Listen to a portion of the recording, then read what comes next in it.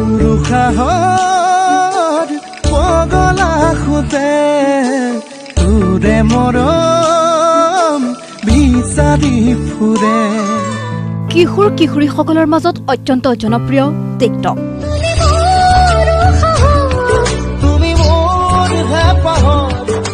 টিকটকত video' upload কৰে বিভিন্নজনে school কলেজৰ ইউনিফৰ্মৰেও আপলোড কৰে টিকটক ভিডিঅ'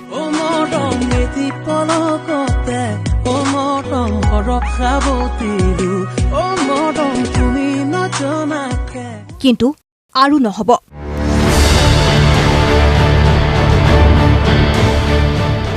ইউনিফৰ্ম পৰিহিত টিকটক ভিডিঅ' নিষিদ্ধ ফেচবুকতো দিব নোৱাৰিব ইউনিফৰ্ম পৰিহিত ফটো শিৱসাগৰৰ নামতিৰ এখন মহাবিদ্যালয়ে লৈছে এই কঠোৰ পদক্ষেপ প্ৰথমে চাওক এই বিশেষ জাননীখন 1970 চনতে স্থাপন হোৱা নামতিৰ শ্বহীদ পিয়লি ফুকন মহাবিদ্যালয়ৰ কৰ্তৃপক্ষ আৰু ছাত্ৰ একতা সভাই জাৰি কৰিলে এইখন বিশেষ জাননী যোগেদি ছাত্ৰ ছাত্ৰীসকলৰ এটা মানসিক বিকৃতি ঘটাৰ সম্ভাৱনা থাকে গতিকে আমি সুস্থ এটা মন নাথাকিলে ছাত্ৰ ছাত্ৰীসকলে পঢ়া শুনাত মনোযোগ দিব নোৱাৰিব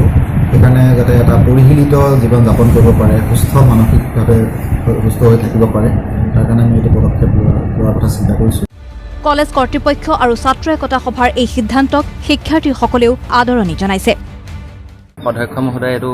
ভাল পদক্ষেপ গ্ৰহণ কৰিছে তেখেতলৈ আমি ধন্যবাদ জ্ঞাপন কৰিছোঁ এই পদক্ষেপটো লোৱাৰ বাবে বাকীবিলাক কলেজতো যাতে এই টিকটক বনোৱাটো বন্ধ কৰে কিন্তু ছাত্ৰ ছাত্ৰীবিলাক মহাবিদ্যালয়ত পঢ়িবলৈ আহে তেওঁলোকে পঢ়া সলনি বহুত ছাত্ৰ ছাত্ৰী দেখা যায় যে ইয়াত আহি পেলাই টিকটক বনাই থাকে ছ'চিয়েল মিডিয়াত একাংশ শিক্ষাৰ্থীয়ে সৃষ্টি কৰা উশৃংখলতাৰ বাবে বহু শিক্ষানুষ্ঠানৰ গৰিমা লাঘৱ হৈছে এই ক্ষেত্ৰত নামতিৰ কলেজখনৰ কৰ্তৃপক্ষই লোৱা পদক্ষেপ নিঃসন্দেহে আদৰণীয় গৌৰীসাগৰৰ পৰা ৰূপম বৰবৰাৰ ৰিপৰ্ট প্ৰতিদিন টাইম সকলোকে আপোন কৰি ৰাখে নিজৰ প্ৰতিটো স্পন্দনত যেতিয়া ঘৰ সজা হয় হেলথি চিমেণ্টেৰে অমৃত চিমেণ্ট শুনক নিজৰ ঘৰৰ স্পন্দন